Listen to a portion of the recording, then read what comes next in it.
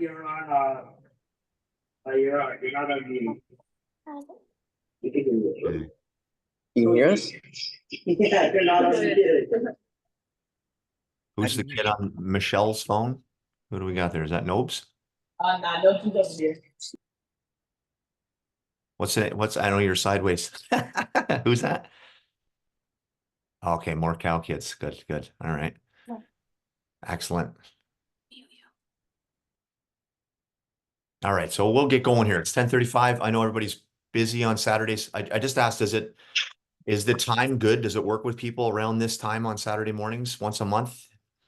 Yeah, thumbs up. Okay. Yeah. Okay, good. I trying to try to do it rather so that we don't conflict. Most practices and games happen a little bit later in the afternoon on Saturday if we have them, but that's good. So first of all, thanks for coming. Awesome. I would like this to be interactive, so I'll talk most of the time, but if I ask you a question, if you could just unmute and answer, that would be phenomenal. Or if you don't feel comfortable, you can always unmute and say pass. I like being able to see the kids, so if you are comfortable with it, you can show your face. If not, no worries. This is a safe space, so we want to be comfortable as we go through here. How's everybody's season going? We're good so far? We're good. Yeah. Feeling confident and strong. And is there anybody worried about anything right off the hop? Anybody want to share about any reservations you might have? Or I know when I used to play, it was always like, whew, I've trained so much over the summer. I'm ready to go. I got to show everybody how I feel. And then, things might not work right off the hop like I planned. And that kind of made me nervous. I was hoping that I would play well, but is anybody worried about anything off the hop?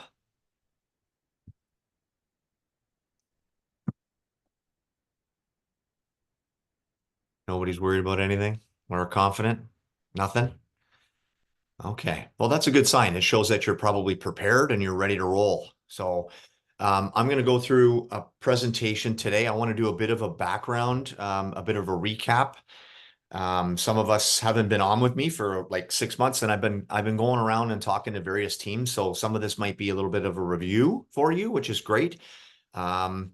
Yeah, so Pogi, I'm going to need you here. I'm going to share my screen and bring up my presentation. Just let me know, Pogi, if you guys can see this here. So we'll go share screen. I think it's this one. Yeah, we could see it. Okay, so I'm just going to jump into our presentation here and kind of go through a little bit of a review. First of all, I just want to say, like, kudos to all of you for signing up and being here. A lot of hockey players, I'm telling you, most of them aren't doing what you're doing. So yes, you're hydrating and you're, focus on nutrition and you're getting to bed on time and you're working out. I'm seeing that on social media, but this stuff here will separate you from other people. When you get into moments where you're stressed or overwhelmed or you're not playing well, you can rely on what we learn here to help you bounce back faster. So well done. So let's get started here. So we'll just do a bit of a review. I'm a certified skills coach. I used to play pro, like I'm working with kids from young, 7, 8 years old, all the way up to the pros, which is great. And I'm in the hockey community helping on ice, off ice, in the schools as well, and coaching, which I love. So that's me, as you know. We always talk about what the problem is, right? We say 90% of the game is in your head, and yet most of us aren't equipped to handle pressure. So that's why we do these things, so that you have a tangible product, a tangible strategy, so that when you fall apart, you can bounce back. All right. So having seen the struggles and having experienced them myself, that's what inspired me to create this program for you. I will say it at the end and I'll say it at the beginning. I implore you, which means I encourage you kids to make sure that you jump on and watch the videos and listen to the podcasts.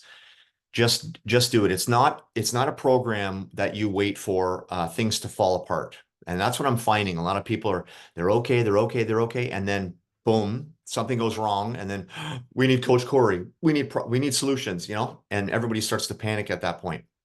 By then we can help, of course, but it's so much better to be proactive and jump in to learn these things so that you arm yourself with strategies so that when things go wrong, you're equipped. Does that make sense? Hoagie, little thumbs up, man. Good? All right. So make sure you're utilizing it. You're on long road trips, jump on. Okay, it's free. It's there for you to use, right? You're on your laptop, you're on your cell phone, your tablets. Utilize it. Good, good. And you're not alone too. I show this a lot everywhere I go, right? Confidence, slumps, injury, nerves, focus. All these things are overwhelming for kids, and we'll kind of talk a lot about those things today and help you out, especially this beginning part of the year as we enter this new season. We want to identify what your pain points are. So sometimes we're young, we don't quite know what we need help with. I'll give you some scenarios and you'll be like, oh, yeah, you're right. I kind of feel nervous there, or I'm worried here. And then go through that. So what we want to do, though, before we jump into all that, is kind of go over a bit of a review. All right. So the first review point is that our brain views big moments in hockey as danger. And when I'm doing my presentations, I talk about cave people coming out and looking around and being worried about getting eaten or whether or not they're going to eat that day. That's that fight, flight, or freeze that's built into all of our brains. Remember, we've got this skull, that's our cave, and our brain is inside it. We have built-in receptors like our eyes, our nose, our ears, that all the data from the outside world comes into my brain, and then I perceive things and I view things. And sometimes the messaging that comes in isn't reality, and I get stressed because of it. So I've shown you this before with the model of your hand. The fingers are the prefrontal cortex. So that's the thinking clearly and critical thinking skills, all that good stuff we want to utilize when we play hockey. The thumb is a part of the limbic system, that amygdala, or I call it the bodyguard of the brain. And your wrist is the skull. Sorry, the wrist is the spinal cord. Okay, it's where things go when you master skills. So you all can skate. That's a spinal cord activity. I can drive without consciously thinking about driving. I just do it on auto. That's a spinal cord activity for me. So these sort of things, they stress us out. The solution for you is to build strategies. Now, when I'm doing my talks about how to calm down this amygdala, we often talk about breathing. So there's, the physiological sigh, 2 in through your nose, that breathe out. But there are a ton of other strategies too, taking naps and taking those sleeps so that you can rest and reboot. Those are huge as well. Talking to your teammates, like we talked about, those are the 3 in-person strategies that we normally review.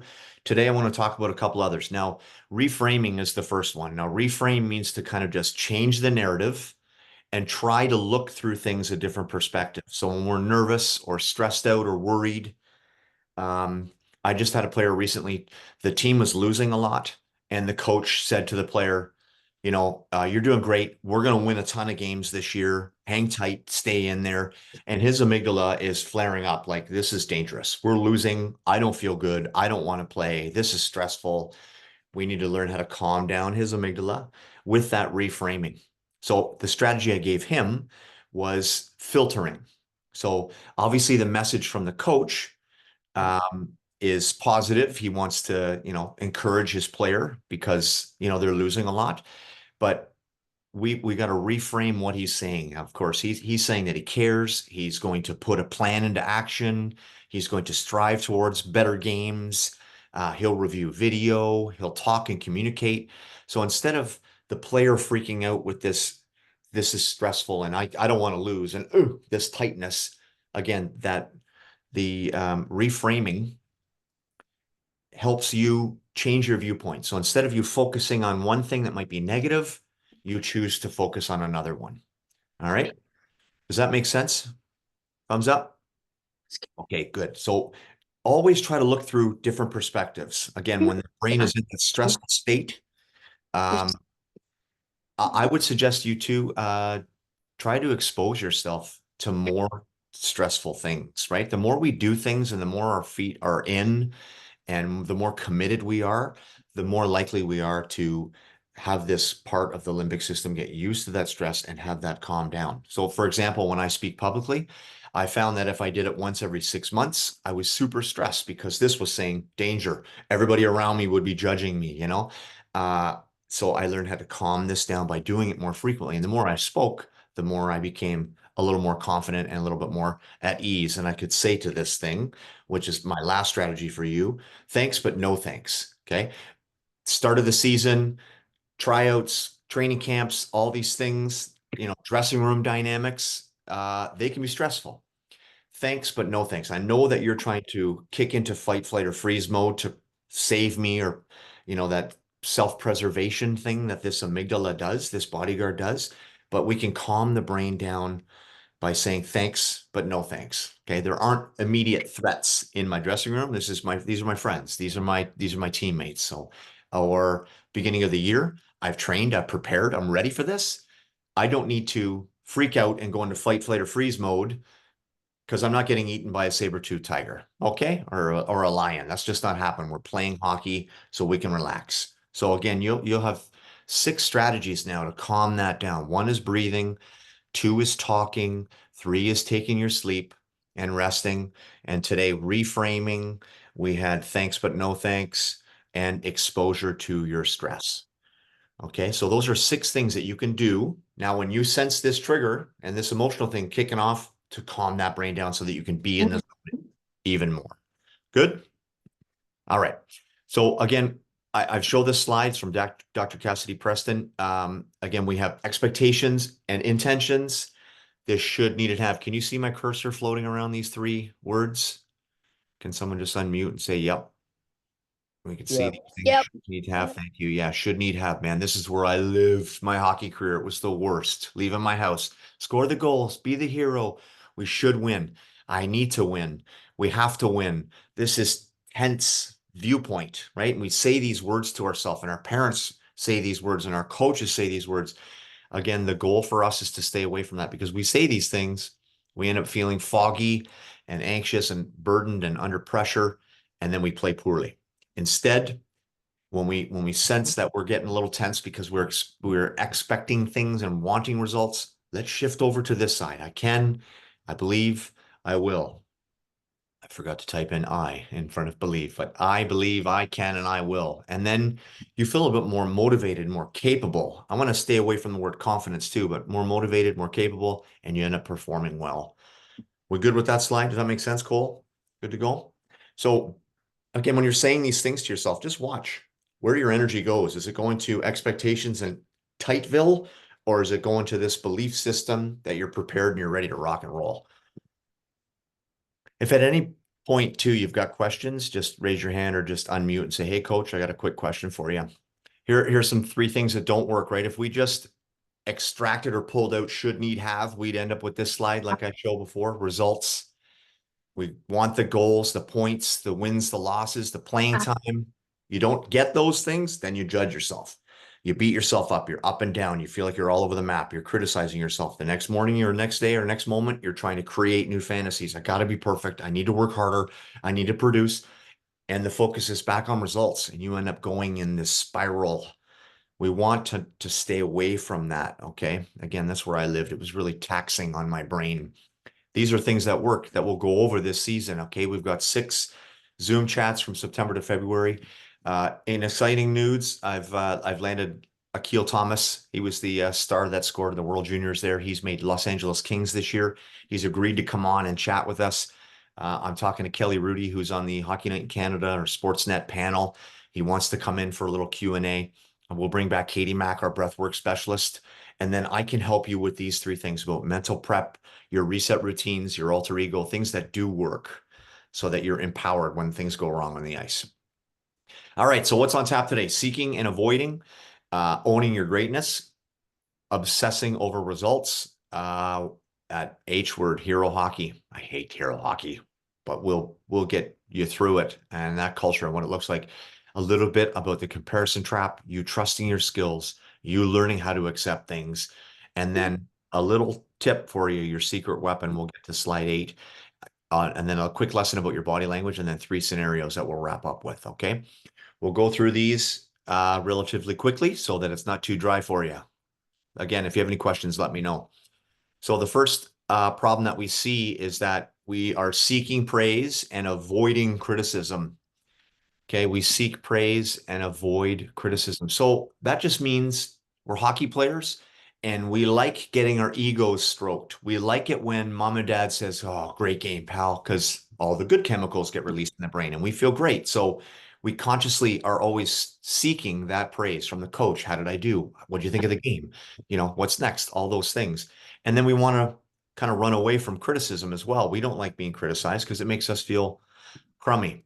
So the solution for you is just to understand that both are just feedback. So I'm going to stop sharing here.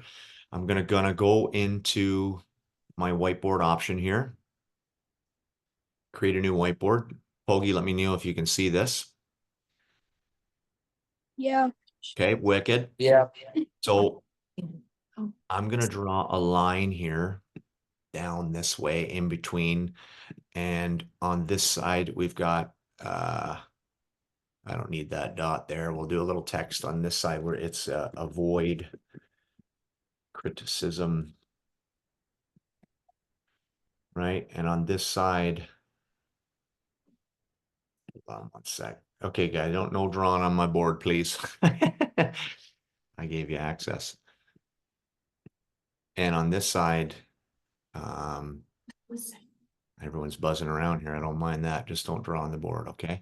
And on this side, you've got, can we do me a favor, guys, and no cursors? Because I got names flying all over my board here. Thank you. All right, so we've got our, what I'll do is I'll move over to the clean slate here. We got our line here to differentiate between the two. On this side, I want avoid that criticism. I should learn how to spell. I'm a teacher. And on this side, we are seeking praise.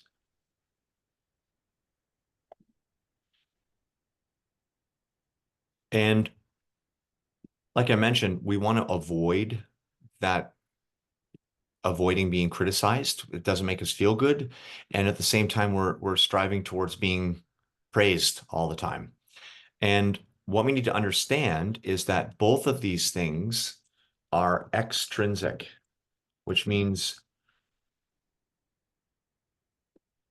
you are seeking them outside of you. Okay, I'm seeking someone liking me, and I'm avoiding someone else criticizing me, and both are external. I can't control those things. Can you control if someone likes you in the stands? No, not at all, right?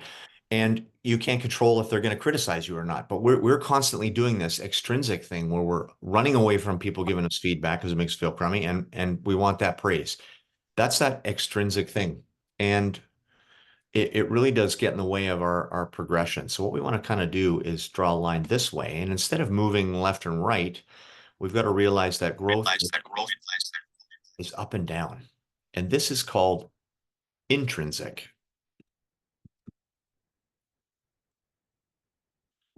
And intrinsic is all about learning and growing. Okay. It's not running away from things. It's about going towards things and learning how to deal with failure and all that goodness, because good things happen when you fail like that. So just know the difference between, you running away from that criticism and trying to seek praise all the time, and understand that we want to go north, south, and that those intrinsic feel good on the inside. We're progressing very well.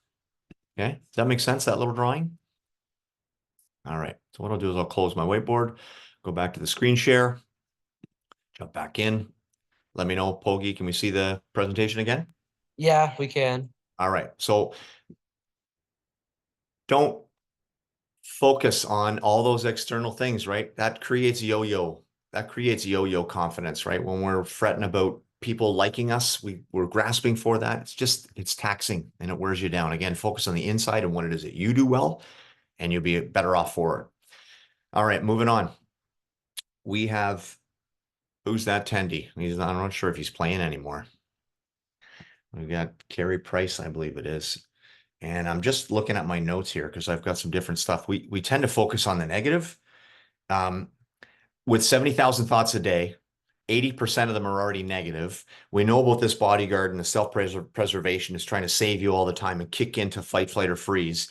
It's really difficult for you to focus on things. But what I challenge you to do is own your own greatness. Now, that means trying that on for size. Instead of trying to be negative or worry about your outcomes and your performance all the time, try to think about what you're really good at, right? Own your greatness. What I want you to do too is look at another player on your team or another player in your league, and I want you to compare yourself to that player on a scale of 0 to 100. And I can give you some criteria for this, but on a scale of 0 to 100, how well does that person skate? How well do they pass? What's their hockey IQ like? And then rank yourself. And don't do it based on how you currently play. Do it based on your capability. If you were lights out and on fire, what would your number be? Okay. And what you'll find is that if you accurately assess and you do that properly, your numbers will be really close. So the difference is just your mindset and how you view things. When things fall apart or you face that adversity, try to switch or flip the script and own your own greatness. Think about all the great things that you do every single day. Now, what I challenge you to do as well is start writing that down. Okay.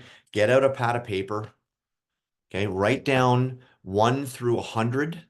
And I want you to brainstorm all of the amazing things that you've done in your career and then add to it every single day. Now it can be super small, like I trained today and I didn't want to. I wasn't disciplined and I didn't feel like it, but I went to the gym and I battled. Okay, that's a win as far as I'm concerned. You can write that down and then add to that every single day so you create a bank of awesomeness. And then when you start to doubt yourself, you can refer to your list and start to own that greatness and start to own your capability and your potential. Trying to own, yeah, that's it. Those are my notes there. So write down the top 100, own your greatness, take that on and add to it every day. Can we commit to making a list of things that you've done well in the past that you can refer to? Yeah, thumbs up. Okay, good. We need to do that. Excellent. Thanks, boys and girls. All right, next slide. The problem is we obsess over results. This is a difficult one because our society, and we wake up and what do we see on Sportsnet, ESPN, all the different sports channels is the highlights, goals, assists, points, wins, losses. Society teaches us that we need to get results, the big contracts, because the big contracts come with big money, and we obsess about them because we want to be the next superstar. Okay, that's a big problem. What we need to do is separate your goals from your why. Okay, separate your goals. Now, goals are good. We can strive towards goals, which is excellent, but we want to continue to focus on your why. Can anybody, I'll just stop right there. Can anybody jump in and tell me why you play hockey? Why do we play hockey? Yeah, who's got their hand? For fun. Mhm. They did exactly what they said. Great answer, Nolsey. Yeah, it's fun. What else? Why do we play?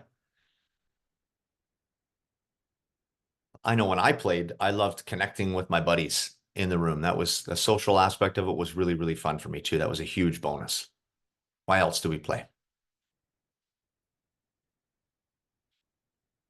Anybody feel good on the inside when you work towards something and you strive, Cole? Yeah, you feel good, right? When you set a To get plan. better.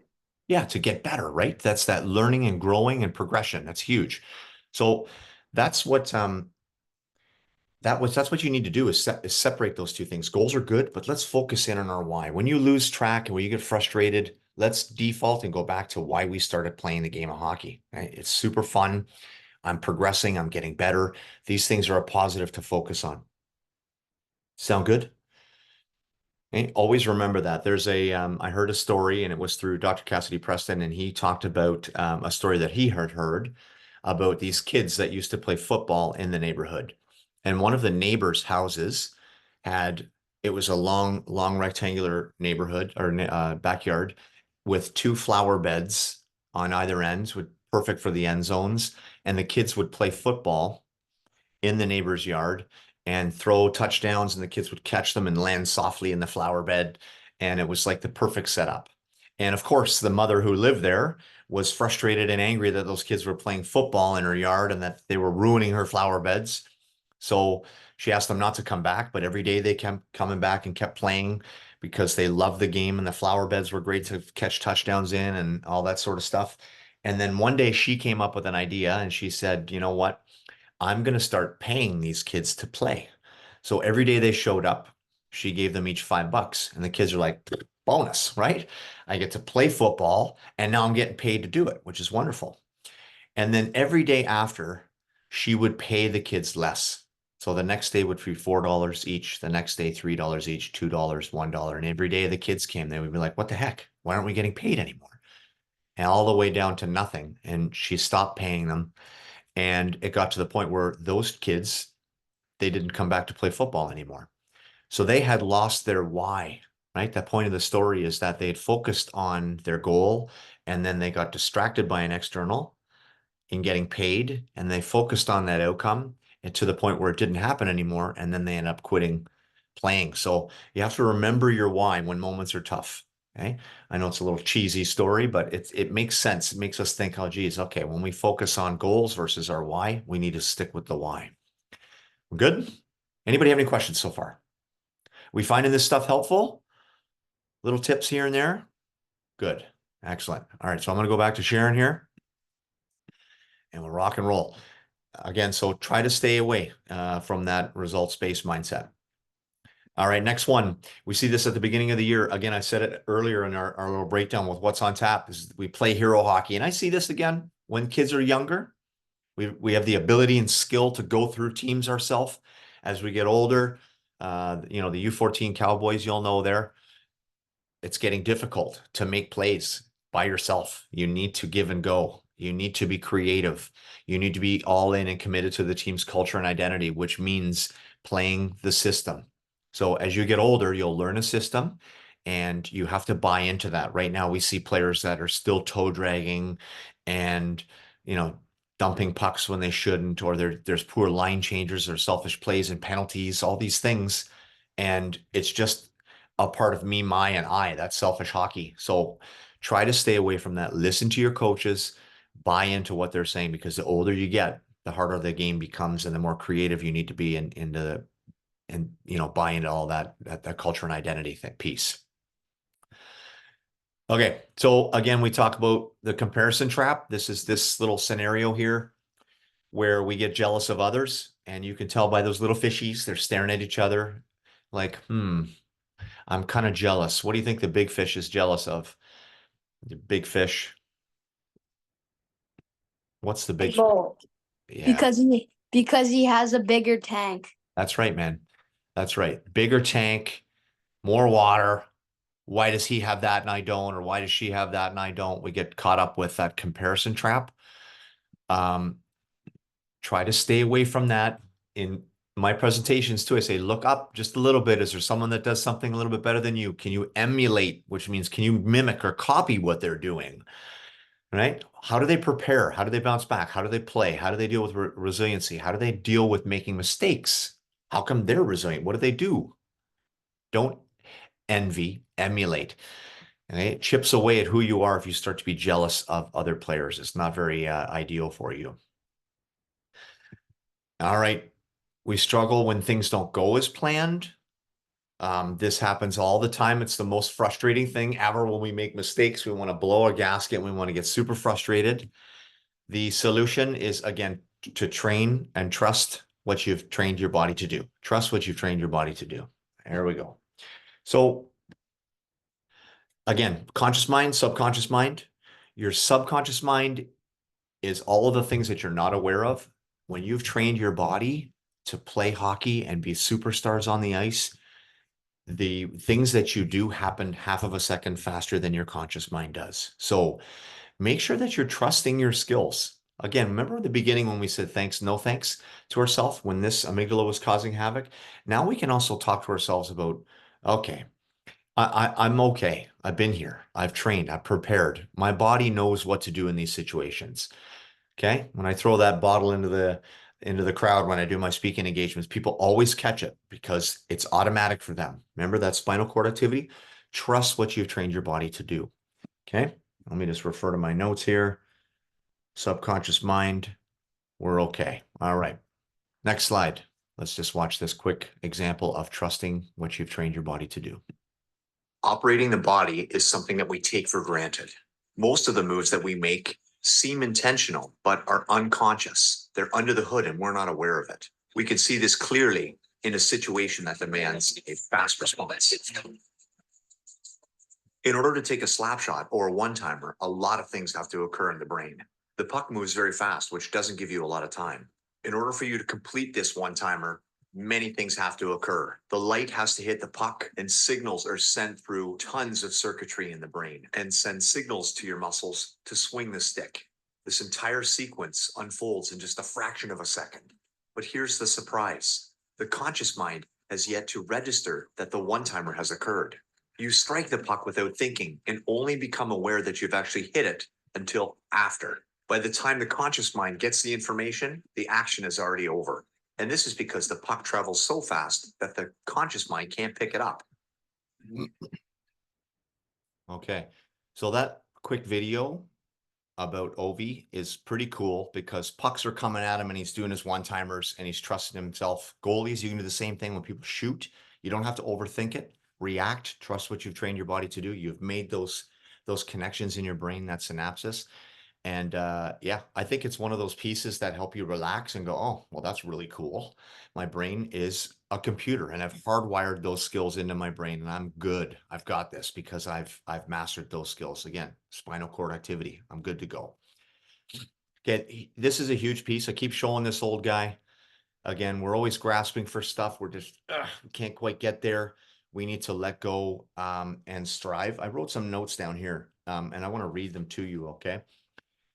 You need to allow things to be as they are. A lot of us don't want to be in certain situations. We're frustrated by things. We need to be able to sit in that moment. Okay. If we're struggling, if we're not in a good place mentally, it is okay. If we just allow them to be as they are, because it's just temporary. Again, if I reference the player that I talked to about the coach that said, you know, we're going to win a ton of games, and the player was like, we're not that great. Why is he lying to me? It's okay to be in that moment. Sit there, relax. It will pass. Okay. We need to be able to accept that things might not work in the moment and let be and be committed to the process. Okay. We have compulsions, which means like, I want to get out of this state immediately. I don't feel good. I'm anxious because I'm anxious. I'm angry because I'm angry. I don't feel this. I don't want to feel this way. I want to get out of those feelings. Take a breath, be in that moment, and understand that if you're able to stay in that moment, you're now responsible for how you feel versus you playing like the victim. Okay, if you can stay there, let go and strive towards something, eventually with time, you'll get out of that situation. You'll leave those feelings and you'll move on and feel better. But that's a huge acceptance piece. If you're not willing to accept the fact that you might make mistakes or you might not feel good on the ice, then we've got big problems, right? That's that perfect mindset thing too. You've got to let go of that. Okay, so let go, accept, acknowledge that we're not great right now. Be okay in the moment, trust that you have a plan, and trust that you'll get out of it with time. Time's the big key. Again, we talked about 3 buckets of players. I'll just go over this one quickly because I've shown it before. If you want to be an elite player, I know I say the word elite, I'm not the biggest fan of that, but if you want to be elite, you need to be working your tail off and you need to be producing as much as you can. Most of us are capable. We produce sometimes. That just means you're on a growth trajectory. You're not quite there yet, but you're going to get there. So keep working. And delusional, those people are not working hard and not producing either. But this is what the coach looks at our players, right? When we come into the beginning of the season, how are we performing? How are we playing? Are we consistent? Are we buying into the culture? All those little things that help you get more ice time and help you get more success. Here's the one where I said at the beginning here, your secret weapon. Now, the molecule and the chemical that's released in your brain is called dopamine. Now, dopamine is a huge thing. Now, I want you to learn this one. We tend to celebrate things at the end. Okay. We play a great game. We win. We feel great at the end. We study for a test. We get a good grade at the end. We made it to the playoffs at the end. All these things happen at the end. And when we feel good at the end, dopamine is released in the brain. It's the feel-good chemical. It's responsible for that anticipation of goodness happening. What we can do is we can release dopamine on our own by using your secret weapon during the process. Now, sometimes the process is difficult. This is a way to help you overcome difficulty. So if we don't necessarily want to go to the gym because we're not motivated to go, and maybe it's a Friday after school and you're tired from a long weekend or a long week, we can use dopamine by saying things to ourselves like, you know what? I'm going to do this. I'm committed. I'm going to feel great when I'm finished. Or if you're working towards a goal and you're only halfway through it, you can keep saying, I'm on the right track. I've planned. I've talked to Coach Corey. I'm working hard in the gym. I'm hydrating. I'm getting good sleep. And when you do these things in the middle, dopamine is released in your brain, and that helps you with the feel good. And it helps you avoid feeling the down and doldrums where you're like, oh, I don't want to do this and I stink and I'm tired. And the dopamine release in the middle helps you. So make sure that you're saying those things to yourself during the process, whatever your process is, whether it's working out, getting better on the ice, skating skills, shooting in the driveway. If we remind ourselves in the middle that we're on track, that we have a good plan, dopamine will be released in your brain and you will feel good. Okay, so make sure you're utilizing that skill and that chemical in your brain. Okay.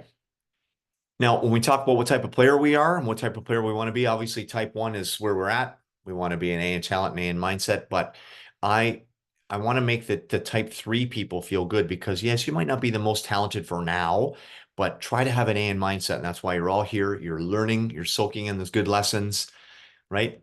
And coaches love that kind of player. There's someone that's willing to learn and grow and not get frustrated when there's setbacks. Type 2 is frustrating when you have all the skill in the world and they're goofing around or they're not focused or they could care less or they're not soaking in those lessons. So be a 1 or a 3. We're cruising here. There I am. Can you see me here? That's a Canisius College. I got the Division I scholarship there. And this was my coach, Brian Kavanaugh, his name was. And I had a bit of an issue with him in my freshman year. I remember being super frustrated with playing time. And when I look back, I was a freshman. That's your first year of going to school. I got a Division I scholarship there, so a free ride, which was amazing. And my body language was terrible. So that's why I said your body language speaks volumes. So even though you're not speaking, kids, you can be doing things with your body that people are observing. So when you miss an opportunity on the ice and you slam your stick or you put your stick on your head like, oh, or you look to the sky in dramatic fashion, everyone's watching. Your body speaks volumes. You have to be aware of the message that you're sending with your body.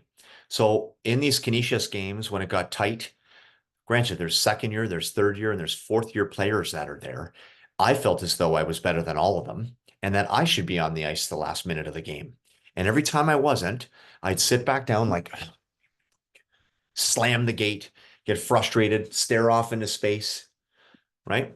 And he called me into my office and into his office one time and said to me, I want to talk to you about your body language. Yes, you're skilled, you've got a ton of potential, but every single time something doesn't go your way, you're slamming the gate and smashing your stick and swearing and all this other stuff. He said to me, he's like, if I was an NHL coach, would you be behaving that way on the bench? And I was like, no, not at all. Not at all. I'd be like, okay, coach, sounds good. I'd be cheering for my team. I wouldn't be slamming gates like a little baby. So when you're young and you're frustrated, it's difficult to control those emotions, but try to be mindful of what your body language is saying. The eye rolls, the shoulder shrugs, the looking away when coaches are trying to talk to you. When they teach you something, do what they taught you. Do it exactly. If the coach wants you to go back and retrieve pucks a certain way and check your shoulders, then check your shoulders. If the coach wants the goalies to communicate, then communicate with your D. If the coach wants wingers to go in and drive wide and button hook, then drive wide and button hook. If they want you to be a good teammate on the bench, be a good teammate on the bench. But be aware of your body language. It speaks volumes. All right, we're going to end today with 3 scenarios. 1, you haven't scored in 4 or 5 games. How do you feel? Where should you focus your attention? Let's make this interactive here. How do you feel and where should you focus your attention? How do you feel? You haven't scored in 5 goals. Who are the goal scorers here? Who's scoring? Who's sniping all nosy? You like, I am. Of course you are, buddy. I seen you score before. What happens when you don't score for 5 games, man? Uh, get down on yourself. Yeah. Yeah. You get down on yourself. You start thinking, why is it 5 games? What if it's 8 games? What if I don't score in 7 games? What if? And your brain starts to tick, tick, tick, tick, tick, right? What do we focus on? What should we focus on at that point? If we're not having the results we need, what should we focus on? The positives. Positives? Yep. Like what? And While this we're should be, doing good. yep, that should mean something to each individual based on the position you play. So what can you do? Yeah, nobody.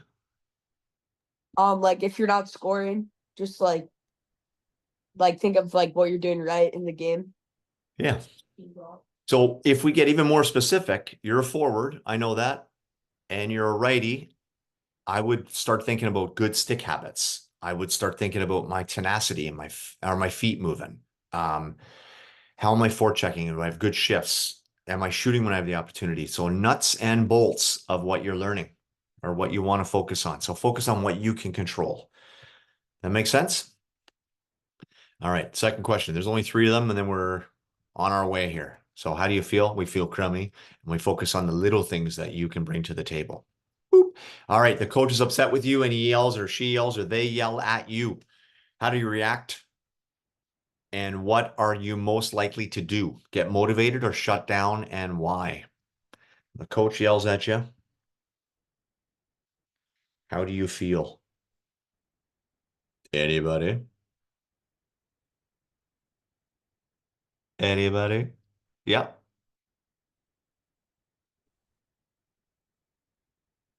You're on mute there, Pogie. Coach yells at- Who's that?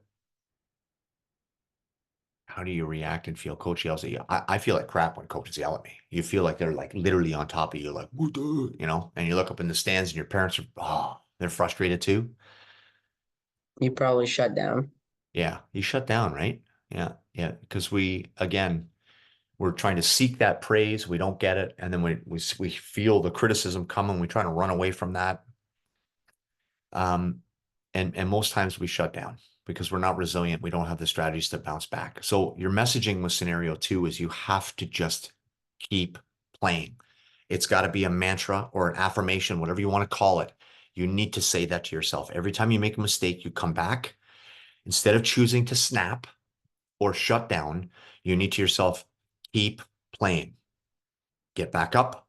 You know, in your reset routine, we can go over some things too, but keep playing. Keep playing.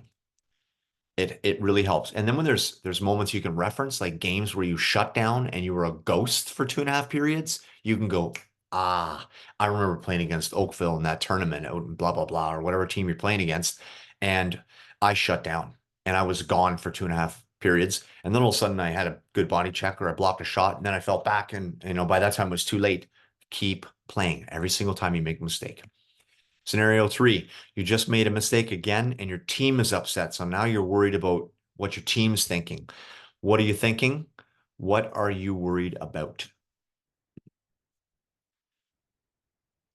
Anybody? You've made mistakes on the ice. What are you worried about? When I come back to the bench after making mistakes, I sit down and all I do is regret the what? Tibbsy, what do I do, man? I come back and I regret the Past. past. That's right. I regret the past mistake. I think, how did I miss that? I'm like, can't believe it. Right. And then as you shift down the bench, I'm getting closer and closer to my next shift. What do I start to fret and worry about? The Cole, future. the next shift. the next shift. Exactly. So now I made a mistake. I've come back. I'm worried about what my buddies think on the team. I'm worried about the coach. I can't believe I'm regretting the previous mistake. And then I start to fret about the future. Oh my goodness. Are we in the moment? Not remotely. So we're here. we're in the past or we're in the future. So we have to be really mindful. We have to practice mindfulness. Mindfulness is being in the present moment without judgment. And that's why you go back to the strategy in scenario 2 where you keep playing. You keep playing. And then we use the tools that we'll learn this year, the reset, the alter ego, the preparation, the the reflection process so that you feel better next time. Are we good with that? Thumbs up. All right, you're doing really well here. Okay, I just want to share my screen with the last few slides, and then we're good to go. All right, again, I'm coming back to the program because it's such a good resource for you. And I know you're younger kids, you might not see the total value in it now, but trust me, it is so important. Even Akil Thomas, like he'll say, he's make the NHL. I've been working with him since he was 17.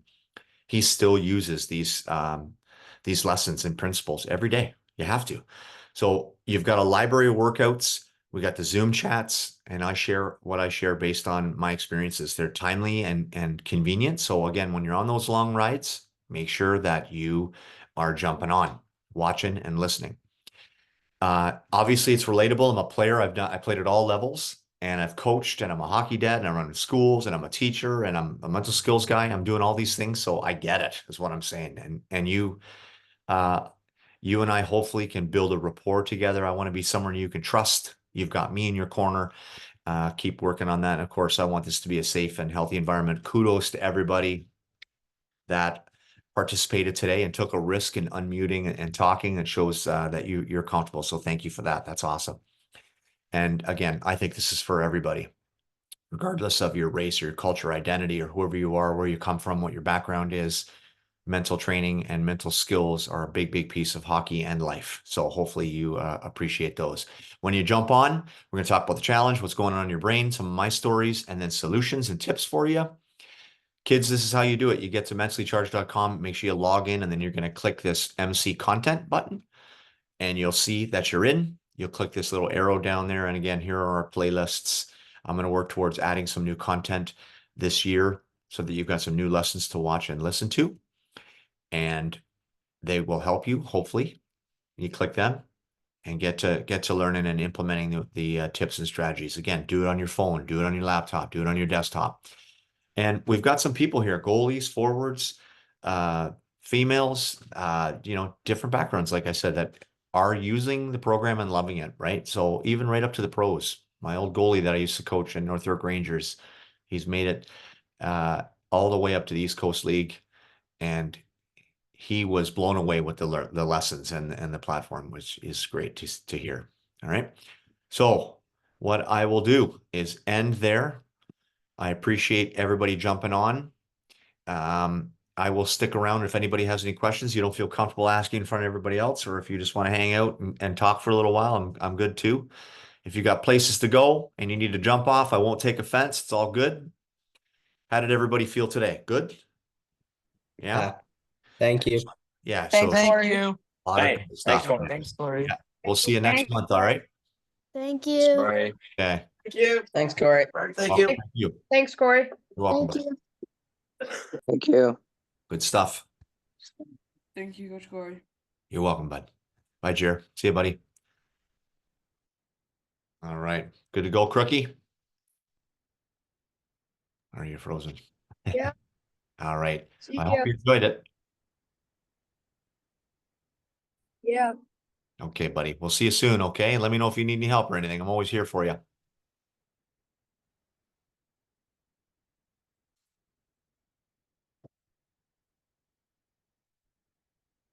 Landon Dupont is connecting audio. Maybe he's got a question. And he's gone. All right.